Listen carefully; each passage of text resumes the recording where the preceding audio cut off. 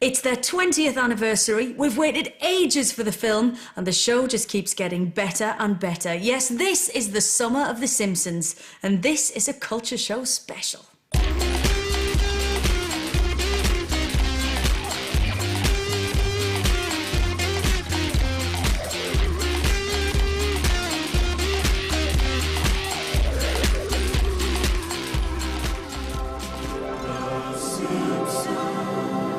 Got warmth and heart, and it's brilliant.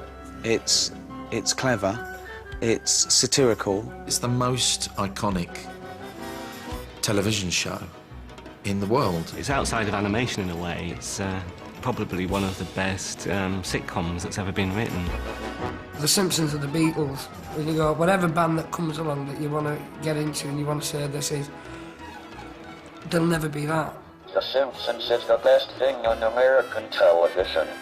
It feels like it's always been part of the fabric of television, really. One of the great comic and artistic creations of the first 3,000 years of Western civilization. At 20 years old and 400 episodes long, The Simpsons is the longest-running animation and sitcom on TV. They've transferred to the big screen, so by way of celebration, the culture show asks, can this show do no wrong? Who is the man they call Homer? And is this clever cartoon quite possibly the best bit of telly ever? Well, 60 million viewers a week can't be wrong. I love The Simpsons because it is a celebration. It's like no matter what bad mood you're in, if you turn on this TV show, you're going to see characters who may love each other, but they also drive each other crazy, and they're also having a great time. Well, good night. It was 1987 when these early images of the now famous family first appeared on The Tracy Ullman Show. Cartoons would never be quite the same again. The Simpsons, I suppose, the thing about cartoons up until that stage was that it was about a reality that you couldn't film, almost. It was kind of hyper-reality in the way I looked at cartoons. You know, talking cats, talking dogs, you know, a family that exists in the Stone Age, all those kind of weird things. But The Simpsons was a mirror of us. It was 20th going into 21st century American normal society. Recognition is often what humour is about, just recognising things that you know about yourself. Bart, would you like to say grace? The Simpsons does it brilliantly. Dear God, we pay for all this stuff ourselves, so thanks for nothing. Bratty Bart Simpson may have led the way as the show's underachieving first star, but the focus soon shifted to lovable dad Homer.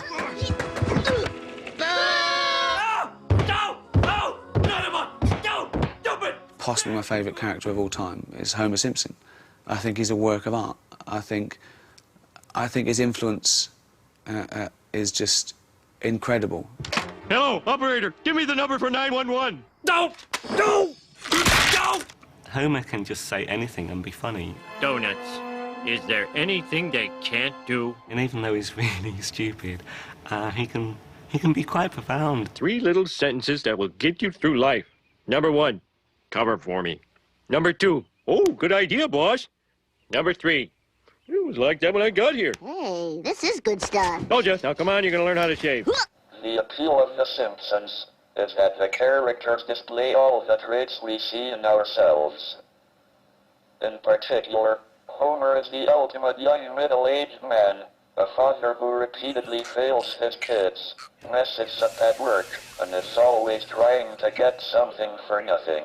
I sold a guy our spare tire.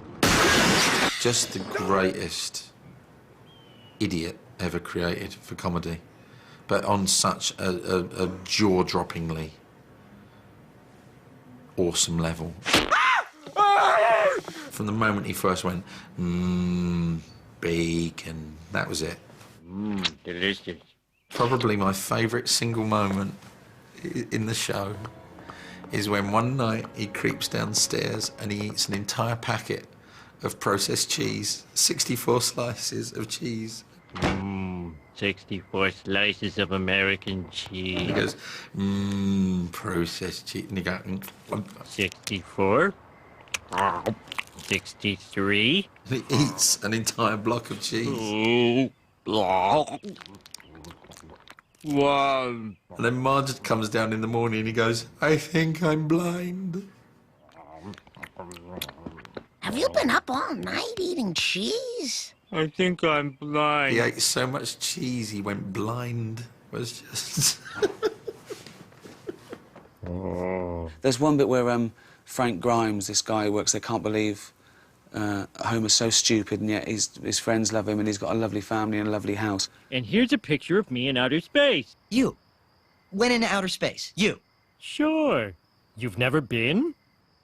Would you like to see my Grammy Award? No! And what's clever about that is because he's a new character coming in, we're watching it and we're laughing at Grimes, right? He's right, but we know why Homer's got all those things, because of all the nice things he does as well. And what do you have to show for your lifetime of sloth and ignorance? What? Everything! A dream house, 2 cars, a beautiful wife, a son who owns a factory, fancy clothes, and lobsters for dinner. And do you deserve any of it? No! What are you saying? I most identify, sadly to say, with Homer. I think actually one of the reasons why the show is as popular as it is globally is because of that universal feeling of stupidity. Either love of stupidity, awareness of one's own stupidity, or probably, in the case of most of us, the secret sense of superiority towards people who are more stupid than we are. Deep down, his worst crime is he wasn't born bright, but he's got his heart in the right place. Sometimes the only way you can feel good about yourself is by making someone else look bad. And I'm tired of making other people feel good about themselves. I mean, Homer's a bit obvious. Homer is the star. I think Lisa is absolutely crucial to the programme as the counter to Homer. You barbecue-wrecking know-nothing know-it-all. That's it! I can't live in a house with this prehistoric carnivore! I am out of here! She's the voice that we all hear with inside us when the Homer bit of us gets too strong. They can't seriously expect us to swallow that tripe. Now, as a special treat courtesy of our friends at the Meat Council, please help yourselves to this tripe. So I think in a way Lisa's too important to be one's favourite. Stop it! Stop it! Don't you realize you've just been brainwashed by corporate propaganda? I think for me, if you forced me, I would say Marge would be my favourite character. Why, thank you. Marge holds the programme together. She's got tremendous common sense. She's got tremendous strength. And Homer's weaknesses, Lisa's demanding nature, she holds it between the two of them. Perhaps not quite as funny as some of the other characters, but there is tremendous humour when Marge loses it. As she does sometimes, or when Marge gets cross, or when Marge explodes.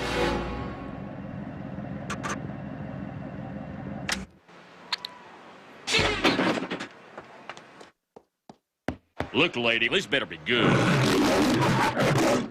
Marge is funny in having to cope with Homer's foibles. Marge, where's the dove? Oh, we're all out, Homer. No. Would you like some fruit juice? Don't toy with me, woman. There's one bit where him and Marge split up, and he says to Lisa, you know, you've got to help me, trick your mother into loving me again. If you want to get Mom back, you just have to remember what you give her that nobody else can.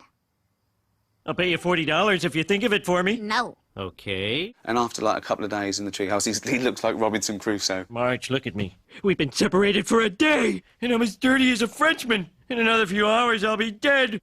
And suddenly goes, Marge, I've got it. Wait, that's it. I know now what I can offer you that no one else can. Complete and utter dependence. That's so sweet. He just goes, look, you've got to take me back because I need you. And there's little human stories, little Hollywood moments in this 22-minute cartoon that just elevates it. It's for you, Marge, from merry old England. From the desk of Ringo Starr. And it's not just ourselves that we recognise in The Simpsons. Even the stars are queuing up to join in, despite the fact that they usually end up as punchlines. You can forget an MBE, you can forget a peerage, you can forget an Olympic gold medal. The ultimate thing to have in life is to have yourself drawn as a character in The Simpsons as yourself. It's not unusual to be loved by anyone. Anyone who's anyone from the world of politics and show business has been in it. And they're not afraid to aim high. Stephen Hawking, the world's smartest man. What are you doing here? My daughter, Lucy, knew one of the script writers for The Simpsons. He said he would like to write an episode involving me. I accepted immediately, because it would be fun, and because The Simpsons is the best thing on American television. I'm sure what Dr. Hawking means is... Silence. I don't need anyone to talk for me. The episode was very funny, and almost as many people know me through The Simpsons as through my science. Time for this hog to fly. Wrong button. My treatment in The Simpsons was always good-humored. I was depicted as a somewhat surreal character with enormous powers. Pizza, pizza, pizza, pizza, pizza, pizza, pizza, pizza. Sorry, that button sticks. Among the equipment they provided for my cartoon image, I don't like pizza, and I hope I wouldn't use a boxing glove. Yeah, just try me, you... Oh! Though sometimes I'm sorely tempted. But helicopter blades would be very useful. Lisa, thank God you're okay. Did you have fun with your robot buddy? Oh, but it could all have been so different. In 1987, underground cartoonist Matt Groening sat waiting for a meeting with Big Cheese producer James L. Brooks to discuss a series of short animations for the Tracy Ullman sketch show. Matt had already produced a comic strip called Life in Hell, but didn't want that to be used.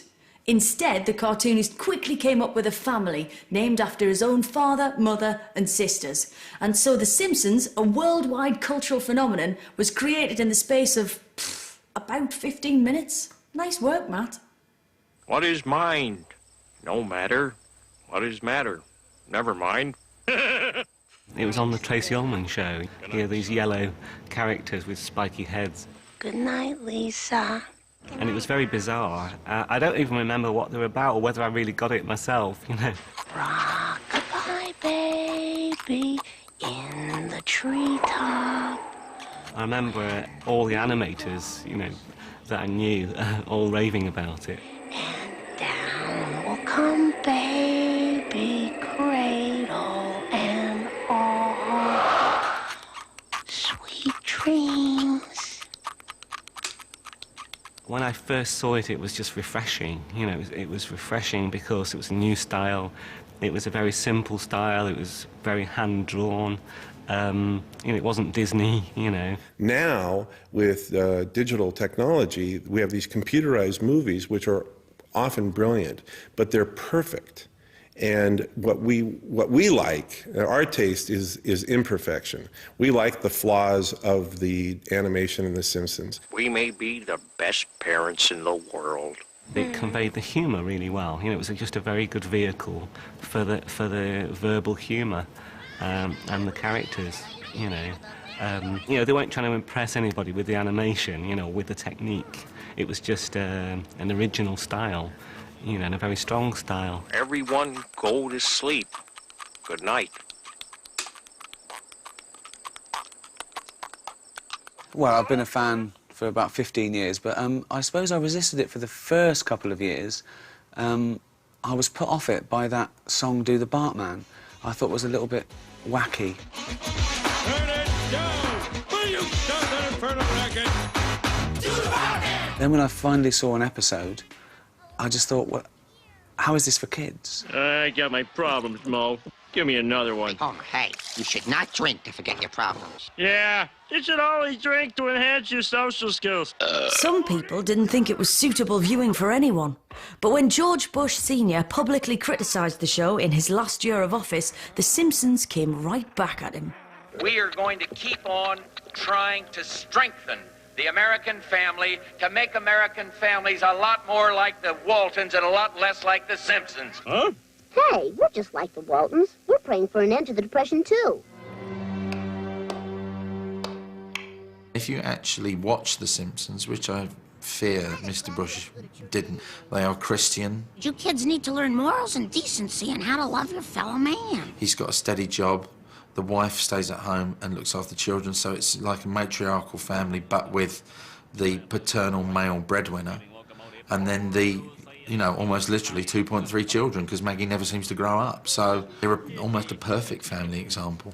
Now that's religion. The Simpsons is a sitcom first and a cartoon second. Matt Groening was the only animator on the original creative team, and the show's stuck by its commitment to top-notch comedy. Each programme gets up to 12 rewrites from a crack team of writers. On the TV show right now, we have about 20 writers. We can't all fit in the same room. We do have one big room with a really long table, and every so often everybody sits in the room. But unfortunately, the people at the one end of the table can't even hear the jokes at the other end of the table. I think in terms of the writing, one of the key things that makes it so good, even though it's clearly a bore for the people on the writing team, is rewriting, and they really do rewrite and rewrite and rewrite and then rewrite again. And that's why it's so good. This is Charles. You can call me Charlie. Ricky Gervais not only appeared in the show, he got to write the episode as well. How on earth did he manage that one? I'll bet the twist is he's gay. When I first got into comedy, someone said, "What's your ambition?" And I said, "I want to get one joke on The Simpsons." And so when we were called for an audience with Matt Groening and Al Jean and the 22 writers, and then at the end of the conversation he said, "So, do you want to be a character in The Simpsons?" Then he said, "Look, do you want to write one? Have you got any ideas?" So I said yes, then worried about it later. And I was thinking, well, what can I do? What can I do? They've done everything. What's the best that can happen? The best that can happen is I don't ruin it that much. Oh, who left this here? Did I tell you I'm a bit of a songwriter? Words and music. Hold the applause. As a failed pop star, musician, singer, guitarist, I always try and crowbar in an original composition. And I just thought I'll write the worst, most excruciating love song ever written. And you know what? I think I did that. And not like die like her name is Di, but die like when she died. Ooh. But lady, just like Lady Di, be my princess tonight, but don't die, don't die. Do you know what? It felt like I'd won a competition. It felt like it wasn't part of the career. It felt like I had a few weeks to live, and they said, you can write an episode of The Simpsons if you want. He won't get to see it. He's very ill. Marge, I love you. And I can tell from your basic level of... I'll do that again. It took a long time on the day. Marge, I love you. And I can tell from your basic level of courtesy that you love me too. What? No! They have some crackingly good lines. Very deeply, meaningfully good lines. Well, sir, everyone's alive. Guess that's something to be thankful for. Now, that kind of attitude's not going to get your house back. Ned Flanders' house blows down in a hurricane. Ned being the religious one who prayed for salvation when the hurricane comes. He doesn't have insurance, and his wife says... Eddie doesn't believe in insurance. He considers it a form of gambling. Now, that is an incredibly profound line. That's insurance is a form of gambling. It's a very provocative thing for someone to say. Why me, Lord? Where have I gone wrong? I've always been nice to people. I don't drink or dance or swear. I've even kept kosher just to be on the safe side. I've done everything the Bible says, even the stuff that contradicts the other stuff. Often when I was working on Newsnight, I would want to illustrate some complicated economic issue, and my mind kept coming to The Simpsons, which seemed to me to have perfectly encapsulated it.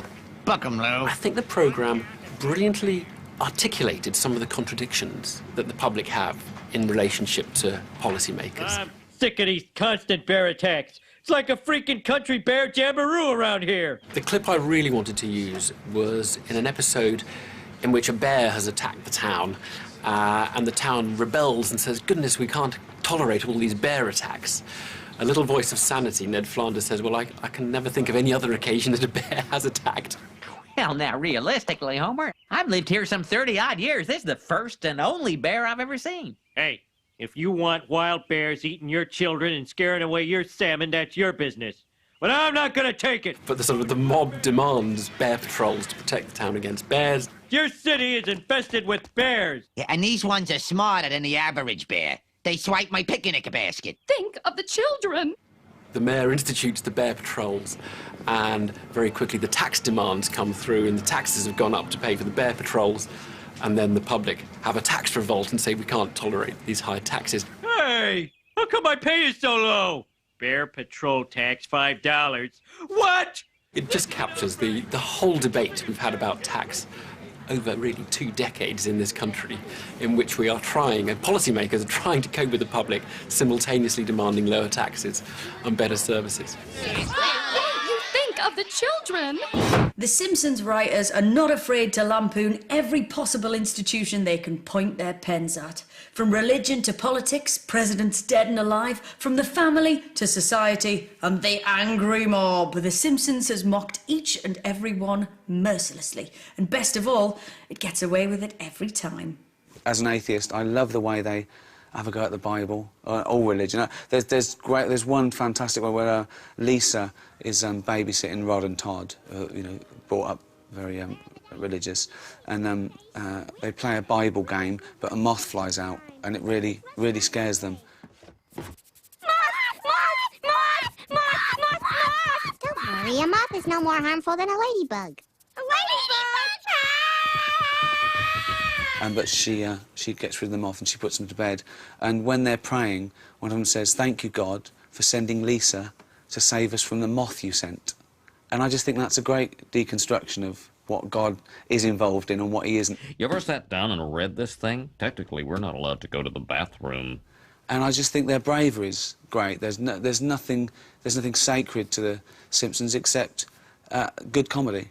One of the only kind of contractual deals that the producers of The Simpsons hammered out with Fox is that Fox weren't allowed to give them notes, which is, you know, the broadcaster says, "We don't like this, we don't like that, we think you should take that out." Well, Fox aren't allowed to do that to The Simpsons as long as The Simpsons still adhere to general standards and practices.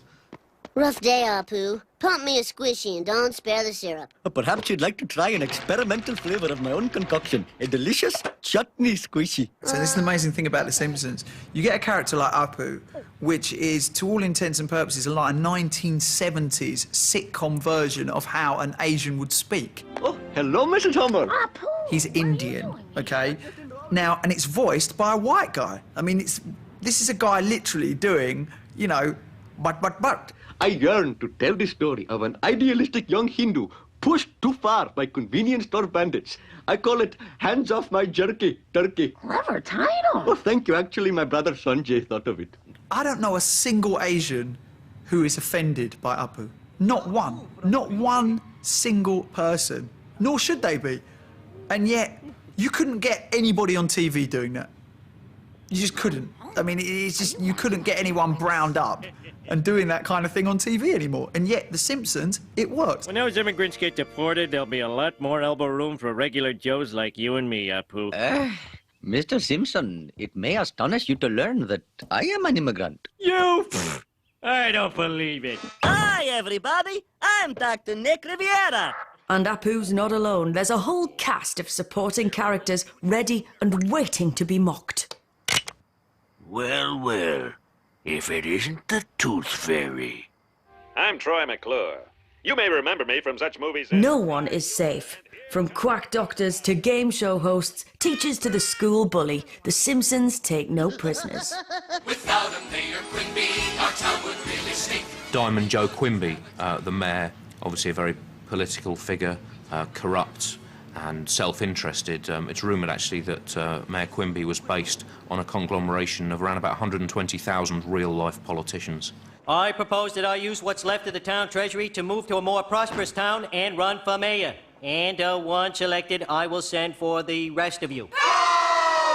The ineptitude of Springfield's police force is brilliant as well.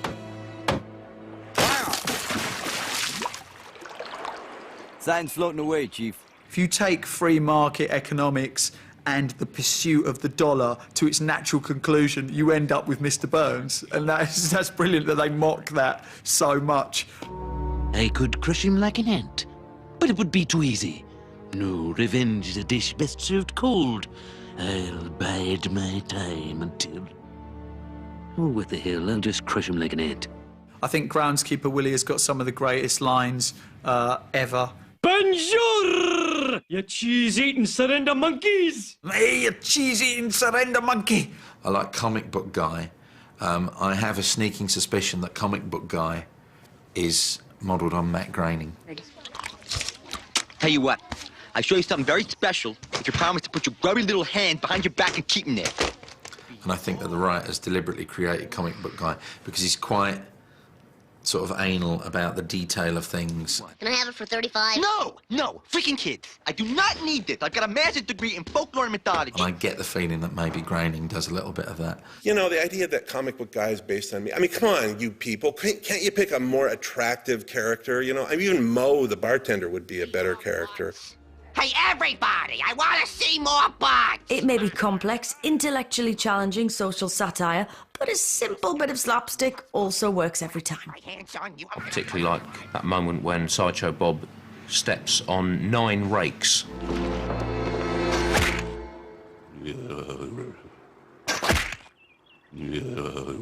All of which catapult into his face.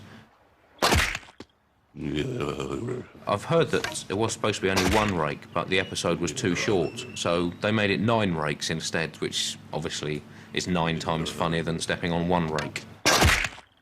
The Simpsons is a success because the writing is some of the best in the business, but there's something more. Perhaps that writing's created characters that we can all identify with. Okay, they might be yellow with 4 fingers and be immune to the aging process, but they are a family, and that makes them universal. Between July and August, a line will be drawn and then colored in yellow. Run! Run! Jump! Jump! Rest! Rest! Now, I know we've had a rough day, but I'm sure we can put all that behind us. We want home. This summer, The Simpsons may well be waltzing off into the Hollywood sunset, but surely they won't leave us staring blankly at our TV screens. You know, it's possible. Is it that we have run our course with the Simpsons movie? You know, it's all over, but no. I tell you, there's no end in sight. We will go on as long as we're having fun and people will have us into their homes. It shouldn't be this good for this long, so they shouldn't push their luck. But I wouldn't be surprised if they could do another 400. But I don't think they should. I think they should make it finite and have a holiday. Just spend their money, because they are rich. Big time. I mean, silly money. Obscene. I mean, I don't think they deserve it. It's a truly inspirational piece of genius and something that puts everything I know I've ever done so far in the shade that I shall never feel warmth again. How would you like it if 20 years from now people were laughing at things you did? Not likely. It's amazing. It's incredible. The Simpsons.